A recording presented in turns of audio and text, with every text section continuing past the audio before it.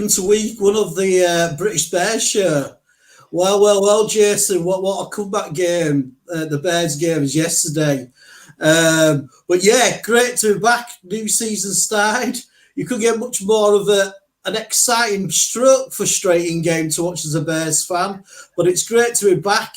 And like we said all the time, this show's it's an NFL content Chicago Bears show with a British accent. And if there's any British people or anybody around Europe who catch the show that would like to join us, they would love you to have you on the show as a guest. So yeah, please get in touch with us if you do see us and you fancy chatting a bit of Bears ball with the boys. So yeah, anyway, how are you, Jason? How are you after that week one? Just about recovered, yeah. I didn't really leave the house, but I managed to do. I have one of them watches that measures it. I did 12,000 steps on Sunday, just pacing the living room. Yeah, I was on edge all day. I think I messaged you and Shorty to say I was just going crazy. So game day couldn't come round fast enough. First was out the way, got the dub. Sporting drama at its finest. What a game. Which we'll talk about now. But yeah, good. Yeah. Good to see you back, mate. Glad you're feeling better. Yeah. You know what I mean? The older I get, the more little aches and pains of illnesses I seem to pick up. I think it's just the march of time, mate. But no, it's great to be back, and I feel we'll start off with the offense side of the ball, really, because that's really which sort of has left us with a lot of questions. So a lot of, and I don't know what the answers are altogether. I'll sort of give you my little sort of bit first. Basically, I think that one of the worst interior offensive line performances I've seen in a long time. I know they had some really big guys in the middle, especially Sweat for the Titans, but to see a linebacker blitz, I know our guy fell over leg the centre, but he went down quite a few times through the game, and they just didn't give Williams any time to drop back, get himself comfortable, and pass out. And also as well, they were that disruptive in the middle of the O-line. They're dealing that it forced us to sort of run outside, so we weren't quite predictable in our runs as well. But I suppose the big sort of, the big topic is Kelly Williams, and I think really he was just too pumped up. I really do. I think he was just too pumped up, and especially with the overthrows but I just don't think he felt comfortable all day long, just due to their intentions were definitely to sort of contain him into the pocket, because he likes to roll out, and also sort of contain our running game. So what were your thoughts about the O-line and Khalid? Yeah, I don't think it was just one thing. I think watched Swifty's video this afternoon. He did a bit of a breakdown on the O-line. It wasn't as bad as the eye test, I think.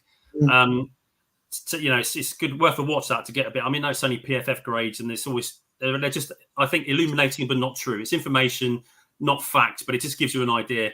I know we said that one where the linebacker just trucked him. He did trip over Tevin's foot, but there's plenty of other sort of bad bits of tape on a lot of the interior of the O-line. But I think other than Washington, we probably won't face a better pair of D tackles. They're pretty good, aren't they? But it was disappointing after the sort of the relief that we got. The inside, the offensive line improved, which I think it is, but it might just take time. I'm not panicking yet. It's week one. Some of it was down to Caleb, definitely. It's quite annoying that there was that bit on tape of him in Hard Knocks saying, "I don't get nervous." Yeah, may not have been nervous, but maybe it was just the adrenaline. It's his first NFL game. There's going to be something going on in his head, no matter how calm, professional, all that kind of stuff. And to be honest, I'm kind of glad we got it out of the way and got the win at the same time. So, like many things, it's a team game. So sometimes one side doesn't perform very well, and that certainly was the case now, which we'll talk about in depth. But the defense carried us through, and the special teams, that momentum changing play. So sometimes you just got to lean on each other, and that's what it did. Yes, it was disappointing that we couldn't have got more offense going until the second half, and we had a couple of moves of the chains. I think it was only twice we got over 28 yards on a drive. Yeah. I think he'll get better. I doubt he'll get better because his talent's there. I think that a lot of that was in his head. It was nerves. It was timing. He could have had a touchdown. That's a very uncharacteristic drop by Keenan. Really uncharacteristic for him. It was in a good place. He could have got it. And then he missed it. Yeah, he did a few sort of underthrows, overthrows, so it was just timing was a bit off. But week one. I mean, if you just think as well, Jeff, if if that touchdown catch had been caught, and then that long pass what he overthrew down the left side, it would be a completely different picture, wouldn't it? And the only sort of rookie thing, what looked really rookie-ish, was when he was dropping back, he tried to scramble and ended up sort of being sat 21 yards away. I would throw it at the running back's feet or throw out of bounds, and but he didn't throw any interceptions. He didn't fumble, even though some of the handoffs looked a bit suspect, and some of the shotgun passes back to him were a bit suspect. But I really think they like you just said, Jay, I don't think we're going to face an internal defensive line as sort of strong as that throughout many more games we have, because they were just killing the centre, man. And if you can get pressure from the centre of the interior line, it's the quickest way to the quarterback. But what did you think about the receiver play throughout the game? Well, we didn't really see much of it, did we? Yeah, we didn't. DJ was reliable. I think he made that great catch on the sideline from that dart that he threw for the first down. There wasn't a huge amount, was there? What did we get? I've got it written down somewhere, of course. What I receiving? I can't remember. Where is it? Anyway, no. 36 yards DJ got. He was a leading receiver, 5 receptions, 36 yards. Right. So not a great day in terms of passing stats, but yeah, it is what it is. We couldn't really get the run game going because of their front. We didn't have any tape on them, did we? Because it's all new. They've got a new set of coaches all round. So, and they obviously tried to get in Caleb's head. They were loading the box so many times, showing all sorts of fronts, trying to confuse him. And to a degree, I guess it worked. And like I say, it's his first game. And I'll talk about that later, about some, NFL quarterbacks picked number one, the games that they've had. So it's not time to panic, but they threw a lot at him. And yeah, the one big mistake, and I know he'll learn from it, is that 19-yard sack. Because in college, he'd have got away with that. But this is the NFL. This is where 300-pound linemen will close you down, and you won't get away with it. And he'll learn from that, and we'll move on and improve. So I'm hoping Waldron will look at the tape with him, and we'll start to plan something differently. So, I was a little bit surprised we didn't see more of Cole Kmet.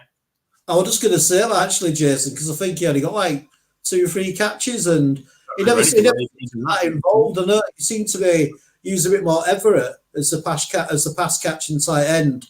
I didn't notice that. It would just a shame that.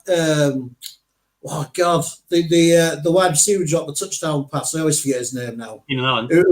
It's just such a damn that he went off injured, and it makes you think. How long throughout that game was his heel really bothering him? Do you know what I mean? And maybe that's why he dropped that pass. But I'm not worried about Caleb at all. I mean, it's like the first game. How many rookie quarterbacks do well in the first game? The main thing is the team won, which is like, at the end of the day, that's the number one priority.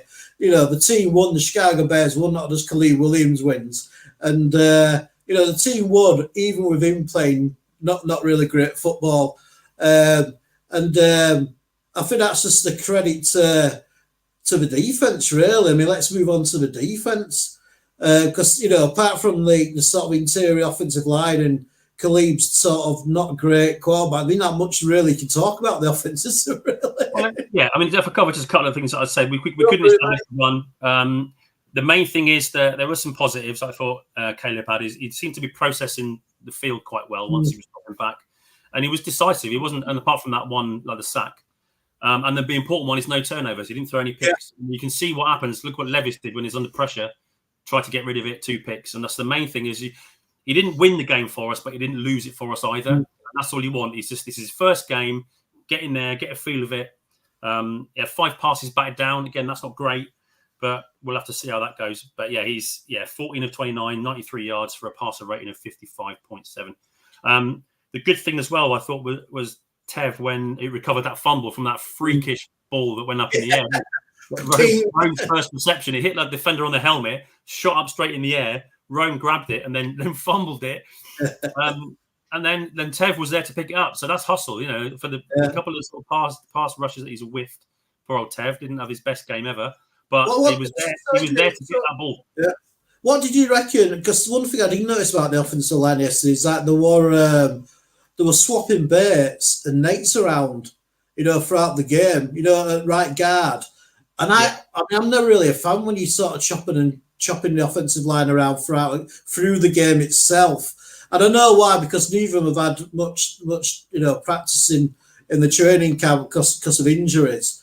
And I'm just wondering, do you think they'll put Bates as a centre and then just stick with Nate Davis at the moment? Because I mean, Nate Davis had a terrible game as well. I mean, there were quite a few times, and I just saw him like he didn't know what play it was, and he wasn't really doing anything at all. He would have sort of lost, if you know what I mean. Yeah, they weren't awful. They were just the key moments. I think that's the problem. Is these plays showed up on things like third downs. We had 2 of 13 on third downs, which is just that's the one stat that really stuck out to me. Is that was really bad. It just wasn't good enough. But I mean, none of them had their best out the second half. Yes, right, Foster. He was. Flus said the plan was to rotate them, but then I've heard reports today that Nate has got a leg injury. Again. So yeah, I don't know. So I mean, I can't see him switching Bates to centre now. Not when they've had Coleman there the whole time. I think they'll try and persist. There's things they can fix.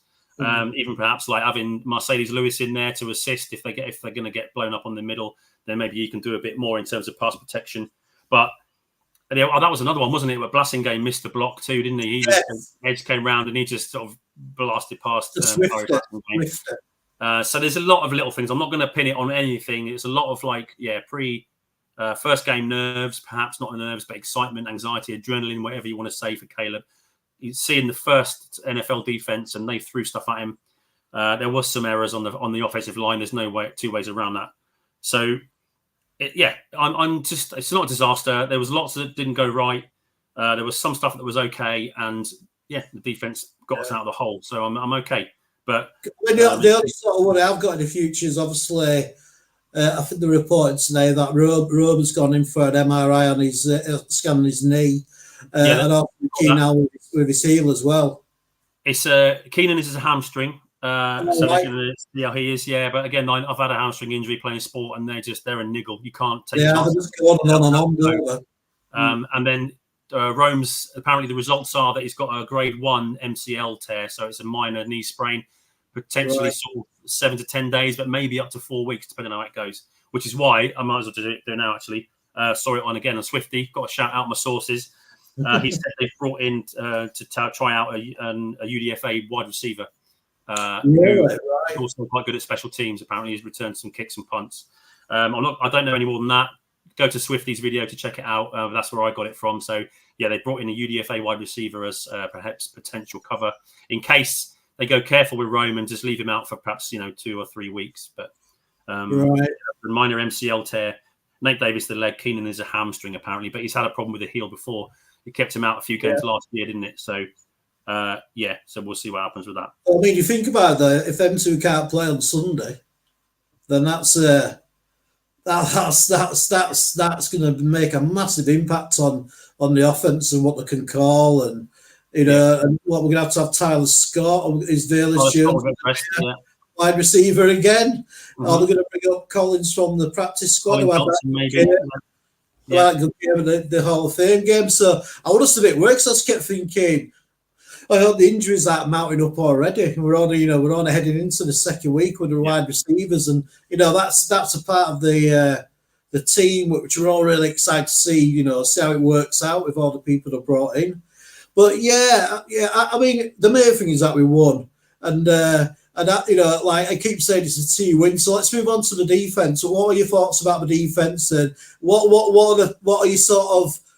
I don't know, what were your favourite moments, or who were your favourite players who stood out for you?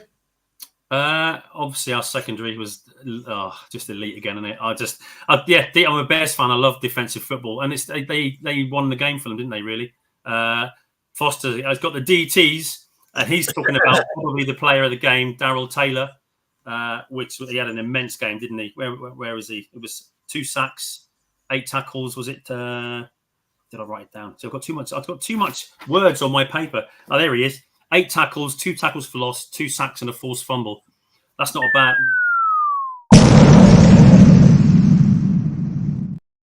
That's not the start bomb. That's not the. I got more for you. This is the game, and you wait and see. But Jason, that's the problem Foster's had with the women all the time. Just explodes too quickly. Goes off too early. Yeah. But go on, mate. But yeah, Darryl Taylor, for a guy that we never heard of a couple of weeks ago, for a 6th-round pick on the opposite side of Sweat, he had a game, didn't he? So we'll see how he goes. But yeah, really pleased with that. There were so many great performances on the defense. From TJ Edwards, led the team in tackles again. I saw, which one was it? Was it Monsters of the Gridiron I watched earlier? And Cliff Victoria was in the chat saying, we need to extend TJ now, and I kind of agree. The guy's earned a contract, I think. He's awesome. He's like Roquan Smith, but better almost, I think. The guy it's just brilliant. I love TJ Edwards. He's completely side to side, isn't he? He's completely side to side how he plays. And wherever the ball is, that's where he is, man. He had 15 tackles, 10 of them solo, 2 tackles for loss, and he recovered the fumble. He's just everywhere. I love him. It's brilliant. So I also shout out to Tremaine Edmonds for that tackle. I think, was it a 3rd down or 4th down, where they dumped it off, and the guy was, if he'd have fallen forward, he'd have had the 1st down. But brilliant play by Tremaine to just make sure that the guy went backwards when he tackled him in solo, in space. It was great. But Briscoe had 10 tackles. Dexter up the middle, 4 tackles, 1 tackle for loss, a sack, and 2 QB hits. Obviously the DBs, man. Tyreek Stevenson, who I think will probably be disappointed with that touchdown in the corner with the tight end. He'll be disappointed with that, I think, but didn't he make up for it with a pick 6, man? Takeaways. Loving it. That's and special shout out to JJ. What a game he had. 3 tackles, all solo, 2 of them for loss. 2 passes defending and his interception, which killed the game. And the passer rating allowed when they threw towards JJ was 2.8. So wow. He's the number 1 corner. He's a lockdown corner. It's like I'm so pleased with him. And I think that has lit a fire under him. Being left out of the top 100 is just a joke, isn't it? It's like, this is why these things don't mean anything. So no, don't. Well, I mean, us as well. He's still sort of hungry. Well, he still comes us being quite hungry. Like, he's been paid, he's got his big fat contract last year, but he still seems to have that hunger to prove people that I am one of the best. And I want to be select first pick for the Pro Bowl and whatever. And I mean, he's so fast and he's so great at reading where his receiver's going to be, and he's just got a really good sort of. I'm just so glad he's starting to get more interceptions, because I think that's what one of the things that people sort of have against. I didn't get enough picks through a season, but a lot of that was like, you were that much of a shutdown corner, but I'm just see if he'll bother, throwing to his side. I'll tell you one person I've had a really good game where Andrew Billings in the middle. That man is an absolute monster. The amount of sort of pressure you get through in the middle, run stuff. Engine never stopped running. Like, his engine never stopped running yesterday. I think he had one of his best games for the Bears. I thought Sweat he got a lot of pressure, but he didn't seem to get a lot of contact on. He didn't seem to get there for his sacks, but he did create a lot of pressures and made their quarterback Levis have to speed up when he were going to throw it to. But it would have sort of like the second half come, and it would have sort of like, I think they slightly changed the alignment of the defensive lineman, the Bears did, and our defense just fucking turned it on. I mean, they were 17-0 up, and then by the end of the 3rd quarter, I knew we were going to win that game. I didn't know how we were going to win it. I didn't know if it was going to be by the defense or the offense, but you just sort of knew, because you could feel that transition of the positivity of each side doing well in the game. And I think definitely we're going to have a top 5 defense this year. As long as everybody stays healthy, with the players we've got, they basically carried. Well, they won us that game basically, didn't they? Because the offense were doing absolutely nothing until. I mean, at one point, our defense must have been nearly on the pitch all the time in the first sort of quarter, because our offense were free and out. To keep going and putting the pressure on, especially against the second half, were just absolutely amazing. And it feels like and I'll tell you one thing as well, I noticed they started blitzing a lot more in the second half, trying to get more pressure on him. And it felt like a proper monsters of the midway sort of game, the defense sort of swung the game around for us and, propped up an offense which were pretty much struggling. I was so sort of pumped by the defense, man. And also the turnovers were great, and they turned the flow of that game around. I mean, do you want anything more you want to say about the defense? Any more stats or anything, Jess? Well, certainly the pressure. It was like, it was, I think, 47% of Levis' dropbacks he was under pressure, which I think is the second highest we've had in 3 years. Right. Yeah. And I noticed that the two things that happened was, they were mixing it up, but they were mixing up the positions. Like Billings kept moving to 3 tech and shifting around the line. And he joint leaded the team in pressures with 5, with Taylor Walker, who DeMarcus Walker had a great game as well. And Billings will have 5 pressures each. So we were getting a lot of pressure, which made life really difficult for Levis. When he was pressured, he was 5 of 13 for passing, 61 yards, and both his interceptions came under pressure. So our front delivered on that in that respect. And then one thing that changed it was their right guard actually went out, didn't he? Yeah, he did. Their right guard went out of the game, and I like that. That's an adjustment. They noticed it, and they went for the weak spot on the offensive line. So they played on it, and it brought rewards definitely. So yeah, really happy with that. Their tackles had a bit of trouble, which is a bit. Well, I would have liked a bit more, but no, we got almost half of his dropbacks. He was under pressure, and that's what counts because that's what makes quarterbacks make mistakes. If he's got because that which is really good because a lot of people were worried about we weren't going to get any pressure on the QB this year, because we ended up bringing like another big defensive end to play opposite Sweat. So getting them pressures like through the interior is absolutely spot on, man. Spot on. Billings and Dexter, they did that, made a big difference. Yeah, it's really spot on. And DeMarcus Walker. So be a this year. Yeah, defensively they were disappointing to start with because there were 3 and outs to begin. We think this is great, they're on it, and then they had allowed 2 sort of 70+ yard drive for the 2 scores, which that wasn't great. But they managed to improve in the second half, and I think the adjustments they made a massive difference at halftime. So some might say we shouldn't have to wait to halftime to make them, but the difference was they had 115 yards rushing in the first half for Titans, and I was afraid of Pollard because he had his best career game for the Cowboys against us a couple of years ago. He's got it in him, Where's that? That's Keith Spencer's comment there. What does that say? I'll get that in a minute. But yeah, so they had 150. Bearing in mind that we conceded an average of 86 yards rushing per game last season. We knew we were good against the run. We allowed 115 yards in the first half on Sunday, but in the second half, 25 yards only in rushing. So we made some changes and we made a difference. So really pleased with the adjustments on the defense. Washington's got them messing about up front and creating that pressure. Yeah, so happy with that. So yeah, thanks for your comments, Keith. What was I say? You guys in England don't know, but Caleb Williams played and got famous in Hollywood. He went to some weird parties and you've seen him in the dress. Crazy stuff's going to happen this year. I think you're probably right. We're going to see some crazy stuff this year. Yeah, I'd agree with that. Yeah, but how that sounded, are we going to see something good or bad? Crazy good or crazy bad. Yeah. Either way. Which angle are you going for, man? Either way, it's going to be a ride, isn't it, for sure? But I think a lot of people were saying that our defense couldn't run it back like last year. But if they carry on like this, watch out. We're going to be top 3. Like I say, if they stay fit, knock on wood, and they keep playing like that, I'm really happy with this defense. And that's what we need. We've got a rookie quarterback and a new system and a new coordinator. So we need to just be able to let him lean on them. Carl, hello. Welcome to the show. Good to have you. Hello, mate. So that's what we need. We need to rely on the defense and special teams. It's 3 phases, and that's what makes a difference. No one's complaining that, when Devin Hester runs one back, they weren't saying, but our offense hasn't done very well, has it? It's like, it's 3 phases of the game. It was absolutely mad sporting drama on Sunday. I loved it.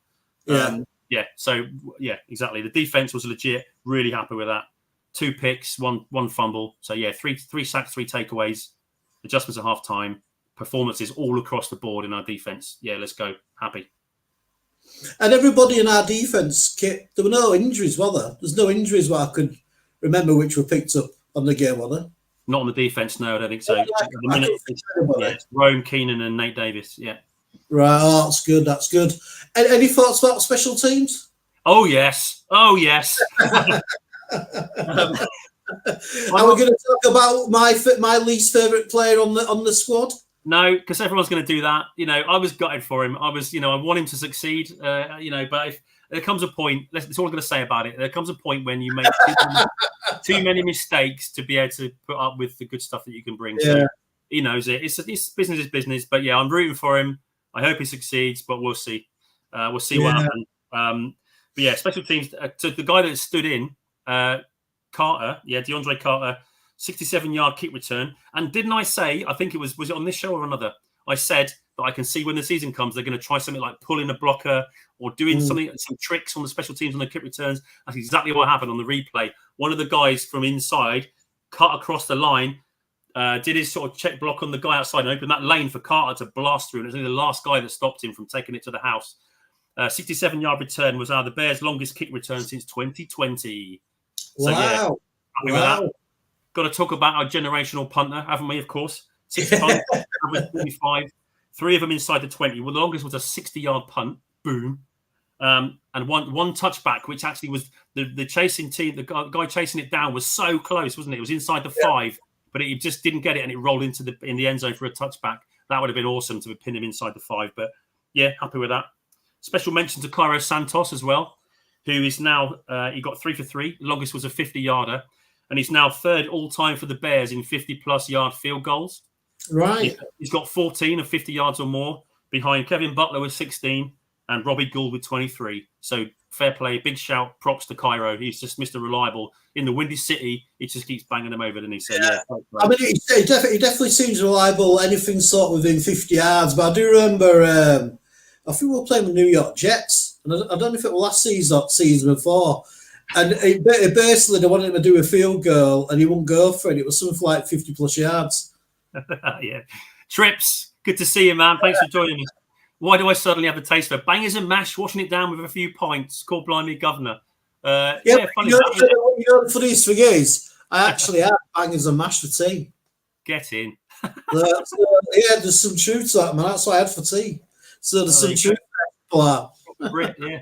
Washed down with a pint of mild. But number 3. And of course, we can't talk about the special teams without mentioning the play that turned the game, shifted the momentum, the blocked punt. Daniel Hardy deserved his place on the roster with preseason, and what a block! And then Jonathan Owens, the man on the spot, pick it up, run it in, and you could just hear it in the crowd. The place was fizzing. It just changed the game, didn't it? Suddenly you're like, that's what we needed, and that's what it takes is special teams, defense, whatever. One play to break the game. The momentum goes. Sorry, Jason. I thought it was just definitely much how you said it was a combination of that play. And then just the continual pressure from our defense. It just turned the momentum, and then the offense just managed to do enough just to get us through. But anyway, nearly halfway through the show, and I'm just wondering, have we got a Jason's stat bomb for this week? Come on, Foster. Yes, we have. And come on, Foster. You only got 2 things to do. Cheers, mate. Yes. I've got stat bombs. I'm going to be dropping them here now, right? Obviously, this is quite a historic game for lots of reasons. The main one being people are talking about that Caleb's passer rating was the 55.7 on his debut, right? So, which is the 11th lowest passer rating for an NFL quarterback, picked number 1 in the draft in his first game. But of the 10 people that were ahead of him in that list, so worst passer ratings, are such people as John Elway, Terry Bradshaw, Matt Stafford, Troy Aikman, and Eli Manning all had a worse game than Caleb Williams in his first game, pick number 1. So let's not start throwing ourselves off a cliff just yet, all right? So, what you're on about, Jason? Can't you remember my message what I sent to you saying we should put Virgin in at half-time? I know you did. I give that a stiff ignoring, man. I'm not having none of that. Not yet. Don't get Shorty started. I've got several things to put on this. There's several things because I started looking through the history books, okay? The 3 ones I really want to mention here. So apart from that, his grades, if you go to PFF, obviously everyone's grades slightly different. The PFF quarterback grades for week 1, for the three of the quarterbacks that started their rookie quarterbacks. Williams' grade was 48.4. Bo Nix was 41.8. And Jaden Daniels 36.3. So he didn't have such a bad game as everyone seems to be thinking compared to how it goes. It's a rookie quarterback. It's traditionally a difficult game to win. And that's the first time in 16 attempts that a rookie quarterback pick number 1 has won their first game. We were 0-14-1 in the last. Was it David Carr, wasn't it, the last one? To win it in 2002, something like that. So, It was a far way back. Everyone just calm down. So yeah, it's just ridiculous. It is. Right. It's okay. So this is, you're going to like this one. A lot of people are going to like this one. This is the first time since 2006 that two teams have won in the same week without scoring a touchdown on offense. The other one was the Pittsburgh Steelers. That's it. With Justin Fields. Yeah. Nice stat, mate. I do like that. And here's one. All right. The Bears, this game, this is the first time in NFL history ever that a team has won a game that they trailed by at least 17 points and finished the game with fewer than 150 total offensive yards. History makers. First time ever. Mate, what can we do? What it's all about. And then finally, to finish this little segment, my little stat segment, which you know I love, I'm a proper geek. Yeah. I'm going to take you Bears fans, okay, back to a game. So you don't need the quarterback to win a game sometimes, all right? It was the 10th of October, 2010. Does that ring any bells to anyone? We were playing, the Bears were at Carolina. The Bears won the game 23-6. Todd Collins was our quarterback his last year in NFL football, drafted by Washington. This was his last year. He played for the Bears for that 1 year. Todd Collins, remember the name. His stats were 6 completions out of 16 passing attempts, 32 yards total, 4 interceptions, and a passer rating of 6.3. And the Bears won 23-6. That is a stat, mate. My God. So, I mean, that makes Keel look like the second saviour of Christ, doesn't it, really, mate? Yeah, exactly. Yeah. So, I mean, it's like, yeah, I mean, you know, we'll wrap up talking about Sunday's game. I mean, I just think really that it's his first game, but people got to realise that, you know, it's a whole team sport, you know, and like, you know, that's what a good team does. If one portion of the team is playing well, like the offense or the defense, then you just hope the other side can take over and win their battle, and then they can balance up, you know, the weakness of the offense. And it just proves how much depth we got as well in the defense. But I mean, I just don't know what I'm going to do about the offensive line. I really do. And it's sort of a bit annoying because obviously Pauls is an ex-offensive lineman himself. And I can remember we stated, I think it might have been last week or the week before, he thought this is like the best group or the best group of depth on O-line since he's been here. And that's going to be really interesting to find, you know, see what they're going to do with the offensive line and if they're going to try Bates at centre. But we can't have, it's just not going to help Williams' always development when he's getting pressure up the middle, when he don't have a chance to sort of step up in a pocket because there is no pocket for him to step up in. So, I'm just glad we got it done, mate. Any last thoughts you got about Sunday's game? No, just that it's, like I say, it's no time to panic. We put a performance in on defense. We had some special players on special teams, and the offense will get better. I'm not panicking. It's week 1. The guy's a rookie running the show. He did some positive stuff. He was decisive. He processing well, and he didn't lose the game for us. He didn't throw any no turnovers. So, yeah, we move on. Got the win. Awesome sporting drama. Big comeback. Love it. Yeah. Right then. So the next game is against the Texans at their place. And I must admit, Jason, I don't really know much about the Texans, to be honest with you. I know about the quarterback, and I know they got Diggs at wide receiver. They brought him from Buffalo. I know the coach who's played for me, a linebacker for them. But I mean, I did watch the 40-minute highlights of their game, and it were against Indianapolis, and I think Indianapolis really sort of threw a lot at them. But they weren't dominating. There were no part of their game what I thought they really dominated on. I thought the quarterback looked good. He did a few sort of, you know, really sort of good under pressure sort of passes. One where he would glitch on his knees and he managed to get it out. But I don't know, man. I don't know. I mean, it's just, I don't think we're going to get dominated, hopefully, so much up the middle. So just like I said, you know, it'll give our QB a bit of time. But what are your thoughts about the Texans, man? I'm sort of drawing a little bit of a blank. Okay, well, the main features of their game were, like last year, they beat the Colts 29-7, didn't they? So it was a fairly close-ish game. It could have kind of gone either way at certain points. Where are we? Stroud, yeah. CJ Stroud, he had 234 yards, 2 touchdowns, no interceptions. We know about him from last year. He knows they've improved the offense with some more talent. You've got Stephon Diggs, like you say, from Buffalo. He had 2 receiving touchdowns in the game, only 33 yards though, but red zone threat. Nico Collins, their star guy receiver from last year, he had 6 receptions for 117 yards. So they got some weapons. The big news of the game was the bell cow. I can't say it. Cowbell, bell cow. That's it. The bell cow running back, Joe Mixon. They got from the Bengals. He had 159 yards of rushing on that defense, an average of 5.3 yards a carry and a touchdown. So they were running the ball, and that meant they controlled the clock. They had the possession for 40 minutes. So the Colts defense was gassed, man, because they were out there for 40 minutes. So it's just, if the offense plays like it did Foster, I agree, we ain't winning. Our offense has to be better. But where there's defense, there's hope. That's what I say. So we've got to rely on those. They had 3 false starts, 2 of them from Laramie Tunsil, their suggested Hall of Fame left tackle, one of the best in the league. He had the jitters. Their right tackle. This should give our team hope. This is where I think one of the keys to the game might be is their right tackle was spent a lot of the game just going backwards. So he is a strong player there. So we can get at him, I reckon.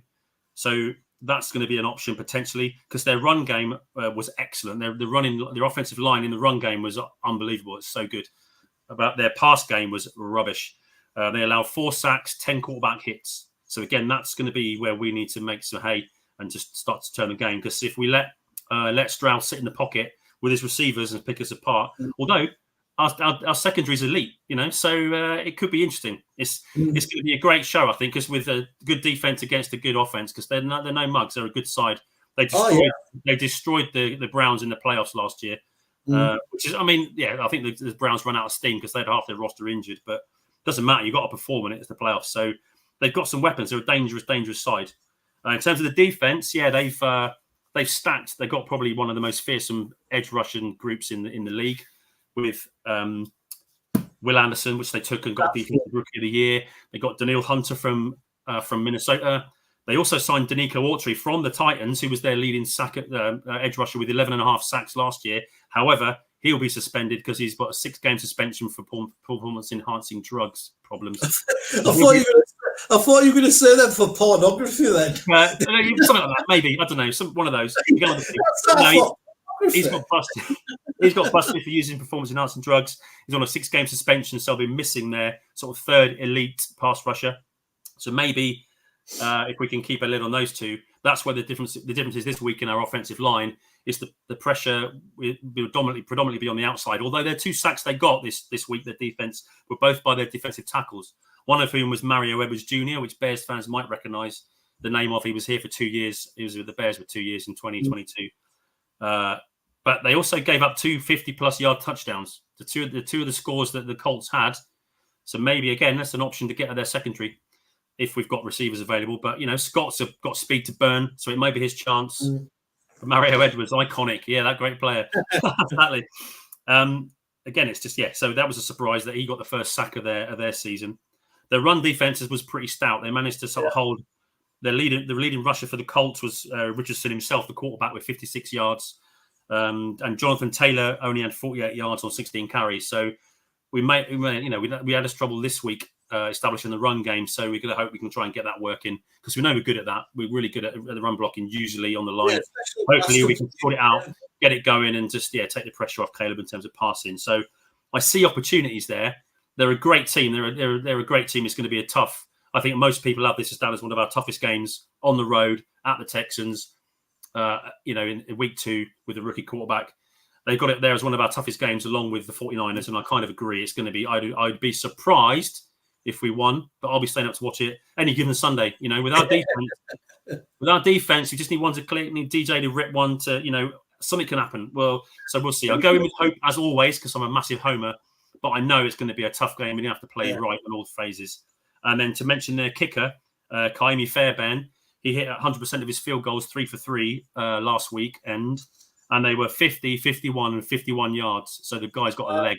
So field goal range could be important for them. We need to keep them out of our half because this guy can hit a bloody field goal from miles out. So that's kind of my take on them. They have 40 minutes possessions, no turnovers. But here's another stat. One thing they had this weekend that happened on special teams, they had a punt blocked. The Texans. So, how about that? Let's see what happens. Let's have another one. Yeah. I mean, one of my sort of big worries is if we get behind quickly, if we get behind by 2 touchdowns, especially if the offense is still struggling even just to move the ball. Obviously, it's going to be in a hostile environment as well. It's going to be Sunday night football, so it's like everybody in the nation is going to be watching it, so the pressure's going to be even more. But I think this is going to be one of our toughest games of the year. I just feel like if we can keep it close, then, like you say, anything can happen on any given Sunday, like you did last week, with a special teams turnover and the defense started to pick up, which shifted the flow of the game dramatically. So I think if we can sort of keep up with them, not let them get any more sort of, say, 10 points ahead of us, and if we can get a running game going as well, just so we can get a bit more balance, and also hopefully his wide receivers are going to be healthy, because I think that's going to be a big factor. Tyler Scott, all right, he's got a nice bit of speed, but he has dropped quite a few passes. I think he's had a pretty good camp and pre-season. Tyler Scott. He's done all right, I think. So I'm willing to give him a chance. I think that's not too much of a downgrade. It's a downgrade, obviously, from Keenan Allen. But I think he's still got something to offer. I really do. And he can take the top of a defense with his speed. So that's what's kind of annoying about that one in pre-season, where he got the horse collar, the pass interference, is that I really think he would have made that pass, because he was just a few inches short, because the guy had yanked him back. If he'd have made that pass, then he's got those yards, on it against his name, and it all looks better. But he burnt that guy, left him for dead, toasted him. So if we can use him, I think that their secondary is not one of the strongest parts of their defense. So, right, a couple of injury concerns in that area. So, MJ Stewart, the safety, is an injury doubt, and then Jeff Okudah, the cornerback that used to play for the Lions, he left the game on Sunday, so could be a doubt for next week too. So, I think that's an opportunity. The two main points where we could potentially have an advantage is with the edge rushers against their line, or pressure up front, on our front defensive front, and some deep balls, maybe just try and keep their defense spread out. So have you got like a score prediction at all, Jason? No, not this one. I can't. I hate this. I'm rubbish. I'm quite pleased with myself because I got involved. Score prediction. Huh? My score predictions always seem to be quite the same. It's usually, I'll give you my score prediction. I think we are going to lose, and I think it'll be something like 24-17 to the Texans. And I just think with our defense, I don't think we're going to let them get a massive lead, but as offense has got to pick up. They've got to, it's just got to be better than what it was on Sunday, and especially away from home. And if they've got a good front seven, then Caleb's got to get into a rhythm, and we just need to see that running game going around. And I'm quite surprised that they didn't play Herbert more on Sunday, because I thought he might have got a few yards, because he really hits the hole fast, against that D line. But I think we might lose this one. I'm just hoping. I just want to see sort of Khalid get back to some sort of consistency, just to see him get a bit more level, a bit more calmer. Hopefully gets better protection, and just let him be who he is. And I just think last game it was just a lot of nerves, and he had a lot of energy. So I mean, I think it'll be a loss. And every time I say that, I hate saying it, because I'm like massive homer about the Bears, and like even if we're playing like the 49ers, I'll be like, we can still do it, can't we? We can still do it, if we stop so and so, and stop that. We can do it with the Bears, man. But I just hope it's close, and I hope Khalid can sort of just be a bit more consistent with his play. But but the other thing though was about, we'll talk a little bit about the NFC North, is that obviously the Packers lost, which is always a joy, even though the quarterback went down and it looks like it's going to be out for 3 to 4 weeks, which could be a massive thing for them, because I think their backup's already been there for like 2 weeks. Yes, Malik Willis, their backup. Yeah. Yes, it's going to be a challenge for the Green Bay Packers. I watched the Detroit game against the Rams. They were all right. I mean, I wouldn't say they were dominant. I definitely wouldn't say their offense was dominant. I thought the running game were really good. They've got an absolute brilliant offensive line, I have to say, for the Lions. I think they've probably got one of the best offensive lines in the NFL at the moment. But I didn't really think Goff did much. I thought the running game were good. I didn't think the defense or anything particular. It's just like, the two teams who were predicted to be like third and fourth were at the top, and the two top ones are at the bottom. So what do you reckon? Because the Vikings, they sort of really whopped the Giants, didn't they? They give them a good kicking, and with their star receiver Jefferson, he was getting some touchdowns again, and I just don't know how long they could sort of keep that going, just due to who were playing quarterback for them on Sunday. Was it Darnold? Was it Sam Darnold? That's it, Sam. That's the one, yeah. So it'll be interesting to see how long he can keep playing at a decent level, because obviously that's been his problem throughout his tenure in the NFL. Even though he has played for a lot of poor franchises, they're not being in the best, best state of offense for him to be a good quarterback. So yeah, it's just going to be interesting, man. I just think, man, if we get a win on Sunday, that'd be like. I don't know if Khalid can play well. That'd be like awesome. But I just want to see Khalid just sort of improve and just settle down, man. And I just want to get that running game going as well, and just see what the defense can do. But the offense does have to do their part, because the defense will wear out through a game if they're on the field too much. So we do need to establish some clock control of the offense. Definitely. Have we got any questions from the audience? Can't imagine there's that many people watching this there. I don't know, live. My little thing is saying 24 viewers. I think I was 19 on X and 5 on YouTube. Thanks for joining us, everyone. Yeah. Just some random Bears fans across the pond trying to just chat a bit of Bears football over this way at a reasonable time of day, because a lot of there's some really great shows I watch on Catch Up. But of course, if you're doing a night show in Chicago with 6 hours, it's like 2 a.m. here. So, I tend to watch things on Catch Up. So we've got a couple of star questions that Foster's got. 1, 2, 3 wide receiver. DJ, Allen, if he's fit, and DeAndre Carter. Yeah, he got in at wide receiver a couple of times, didn't he? I think he did have a catch. I think they'll have a couple of options. But the thing is, what I'm not desperately unhappy about, I'm gutted if we lose Keenan Allen and Rome Odunze, obviously to injury. Rome's out, I think. They won't risk him, I don't think. But we've still got talent around the place. I mean, DJ, we only had DJ last year and he had a season. We've got Swift, we've got Komet, we've got Everett. Scott is he's okay. I think if you give him a chance, and Carter and Pettis probably won't see much of the field, but we don't know. Again, he's an experienced pro, can play a bit of ball, but he's nothing like it's a downgrade. But I think we've still got enough talent to mix it up, is what I'm trying to say. Do you know what I mean? We've still got enough there to be able to make a game of it if we scheme it right. And the thing that may work in our favour is that obviously Shane Waldron disappointed a little bit with some of his. He didn't seem to react too much, but to what was going on with the offense. But I think last year he did wonders with a really poor offensive line in Seattle. So I'm hoping he'll look at the tape, come up with a bit more of an idea. And again, I think some people it's a little bit harsh with some of the. It wasn't great. We saw it, but I'd say have a look at Swifty's breakdown of the O-line play. It wasn't as desperately bad as some people are thinking. So Darnell Wright had a great game. No pressures, no sacks, and no penalties, I think, either. So I think we're okay. And it's not desperate. It's the first game. Weird things always happen on day one, on the first week. It's almost like it's sort of pre-season, but with the starters sometimes, I feel. Yeah. So I'm not panicking. I think we will improve. I do believe we'll improve, because I don't think Shane Waldron's an idiot.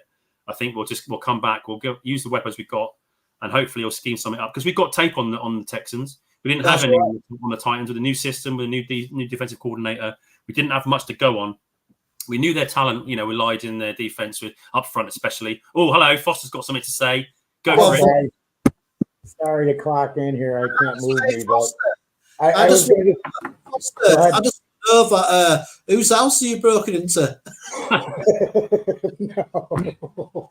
It's the house. Chris, it's actually the house you were at. You were sitting right here not long ago. No way. What, is that your mum's house? Yeah. Fucking hell, mate. That looks like a completely different place. I spent 3,000 hours working on it. Wow. Yeah, but it took you about 3,000 hours to get rid of that body smells as well. What I wanted to ask you guys was, what do you think about, because we could call up Colin Johnson from the practice squad. Yeah, I think that could happen. Yeah, if he's healthy, Colin Right. Johnson, yeah. Right. Yeah. And then I just wanted to say, when you guys were talking about the offensive line, did you guys watch the overtime, the last 10 plays of the Lions-Rams game? No. They didn't even try to pass. They lined up, and the interior offensive line, just let Monty go all the way down the field to the end zone. So that is, and I've been talking about this for 2 years, man. It's still the biggest issue on this team, and you guys brought it up, but it is. Because without being able to have any ball control, and then some of the formations that Waldron even had, I was watching Coach T. I'm going, I understand some of it, and then some of it, I just don't comprehend some of it. But I'm not a coach. I'm not designing plays. I just wanted to get your guys' thoughts on that. And I wanted to touch a little bit on Velus. I got real quick. Nothing major. He's getting crucified across the internet as we speak, and we don't need to pile in. right after that muff kickoff, Aldo looked at me and he goes, "What do you think about the Velus Jones trade possibilities now?" And I went, "Here, I'm Ryan Poles. Hey, this is Ryan. I was calling about the possible trade for Velus. Hello." Hello? Yeah, this is Ryan Poles. Click. I don't understand. I'm calling him and he keeps hanging up on me. The end of the Pink Floyd song. Yeah. So I'm like, I don't know if that's true or not, but Velus, I'm like, okay, no more returns in any way, shape, or form.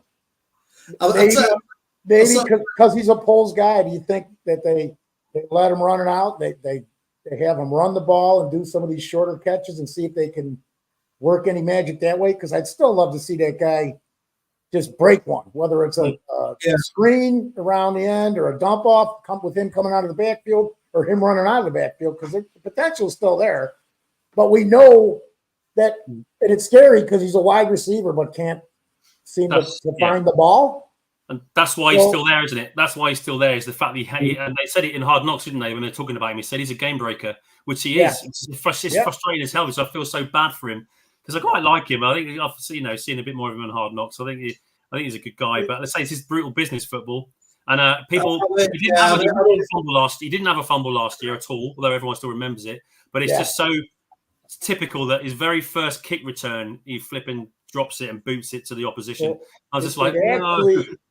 It actually went through his hands and hit off his leg. Right. Yeah, that's right.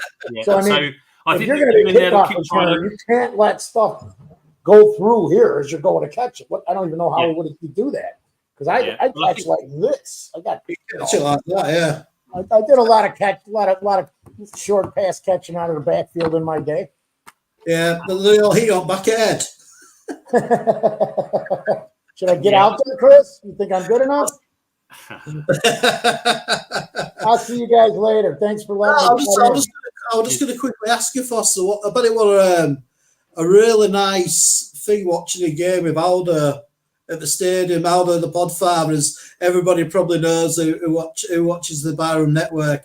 I bet that was really cool, man, because I spent a bit of time with him after, we went to the Raiders game last year, and he's such a really cool guy just to have a chat with. And I was watching a game on Sunday going, God, I wish I was sat there with Foster and Aldo. It was such a nice event. But how was it?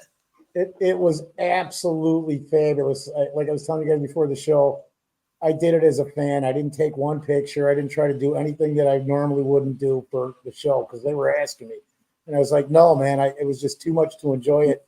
And as far as nobody even freaking knew who Aldo was. I had to introduce him to tons of people. We had a blast. That was the other thing too. I was before the game, we did predictions there, and I think I said like 3 times 24-17 Bears. Called a couple of those picks. Actually, one of the ones I called, he dropped it. I thought he had it. I can't remember even who it was. Jalen Johnson. I looked at Aldo and I said, we're not giving up another. It was like 2 minutes left to go in the half before halftime. And I said, we're not giving up another point and we're going to win this damn game. I guarantee it. You can ask him. So you got to watch some of his shows coming up because he's got some video of us and awesome. It's not even all football related, but it's crazy and funny as crap. You know? Yeah, I can imagine, mate. I can imagine. Definitely catch that, yeah. So we'll wrap up this first show. So basically, Jace, you're predicting a defeat on Sunday? I'm not predicting anything because I won't predict a Bears defeat. I can't help it. I'm a massive homer, and I'm not afraid to admit it. I'm just I want them to win every game. I can never let my head rule my heart. So I've always been rubbish at it. That's why I never bet. I never usually bet on teams that I want to win because I'm crap. I'm not a pundit. I'm not an expert. I'm not a gambler. Anyway. I love the drama. I'm excited for what's to come, and I hope for a win. I wouldn't be surprised if we lost. I just don't want us to get hammered. That's the main thing because those kind of things can affect you mentally. Is to get a massive beating. But I hope that with our defense, they're a great team and the offense is really good. The Texans, but our defense is legit. It's one of the best in the league, top 5 definitely. So let's see the game, man. Let's see what comes. There's still going to be some good football, and hopefully, yes, we are. BCP is sponsored by BetUS. I was going to do subliminal and just pop it in and out real quick. Yeah, I see what you've done there. We always forget. So. And please bet responsible. Yes. Responsibly if you do bet. Responsibly, yes. Yeah. And if you do bet and lose all your money, don't blame us because you aren't going to get shit back. So don't go down that road, man. Yeah. Use the link in the post description to get 125% bonus and bet responsibly. Enjoy it. I've got some bets on, and I'll tell you what they are later in the year. But cool. All right, cool. Yeah. You know what? I've only ever been in a betting shop once in my life, and that was years ago. I do online, mate. What you do online? I got to tell you guys. Because speaking of betting, I got to tell you guys a story. So a buddy of mine calls me up and he goes, dude, I just put 1,000 on NIU to cover the spread at 20-1. And he goes, do you want me to throw $20 on it for you? And I'm like, dude, I got no cash. I don't know when I can pay you. He won $19,000. I would have won $300. Wow. I would have won $380 or something like that. Foster. Oh well, it's easy to say when after the event, isn't it? Yeah. But anyway, get out of here. This is the British Bears. Yeah, get out, you fucking loser. Get out. That's a bit harsh, mate. Right. Well, brilliant. It was a bit harsh, actually. Yeah. Sorry. Bloody Yanks. Bloody Yanks. Yeah, bloody Yanks. And he appears just. Yeah. But yeah. It's scary. Week one in the book, mate. Yeah, exactly. Yeah, week 1's in the books. We got the win. Massive sporting drama, big comeback, historical game. Caleb's got the jitters out of the way. They'll be working all week on the offense to improve it. The defense is ready to go. I'm looking forward to a good game on Sunday night. Let's go. Cool. Yeah, I mean, my thoughts are the same. I just want it to be a tight game. I'm like you, Jason. I want the Bears to win desperately. Just try and keep momentum going. But I just want to see, it's like I said, even if we do lose, I just want to see Khalid not be sort of overawed by the situation, and I just want to see him have some success and a bit of consistency. So on that, we'll just leave with a big fat Bears down, and we hope everybody has a good week. Bears we'll down. What's that? Bears down. Bears down where? Sorry, mate. I'm in a good mood. I do apologise. It's the post. You have with the Bears over this last week. So anybody who sort of picks us up who's British, then get in contact with the show. And hi, Paddy. Is it Paddy? Yeah, it is Paddy. Hi, Paddy. Yeah. Welcome. Thanks for joining us. Thank you. Yeah. Let me just give a quick shout out to everyone that did pop in the chat. So Plank to start with, he's on his way to his second job, and he'll catch us live. Catch us on the replay. Plank is always in the podcast, and he's a great guy. Always says hello. Foster was obviously hanging around. There's Keith Spencer had turned up, so Thank you very much for your comments there. Some slightly strange ones. Carl appeared. So thanks for supporting the channel, Carl. I'm sure I've seen you before somewhere. Triple R was in. Good to see you, mate. Keep up the good work. Keith Spencer was there again. First Mile, Foster. And then it's just those guys, really. So those of you watching, hope you enjoyed it. Didn't want to comment. That's totally fine by me. But yeah, if you are a British Bears fan, you catch the podcast whenever. Try and catch us live. Leave a comment. Say where you are, how long you've been a Bears fan. And yeah, thanks, Patty Lara, for joining in at the end. Good to see you around the shows. Yeah, big fan. So British Bears fans, give us a shout in the comments. Tell us where you are. There's a link in the description. Send an email if you want to join the show. We'd love to chat Bears football with other British fans. Armando's here as well. Of course he is. Good to see you. Right at the end. We're just about to wrap up. Right at the end, man. But we are going to be doing the show at this time every Tuesday. So I know, like in America, it's around sort of 4, 5 o'clock. So even if you can't watch it live, you're still at work, then give us a try on catch up. And it's like we say, anybody who wants to come on the show, please come on the show.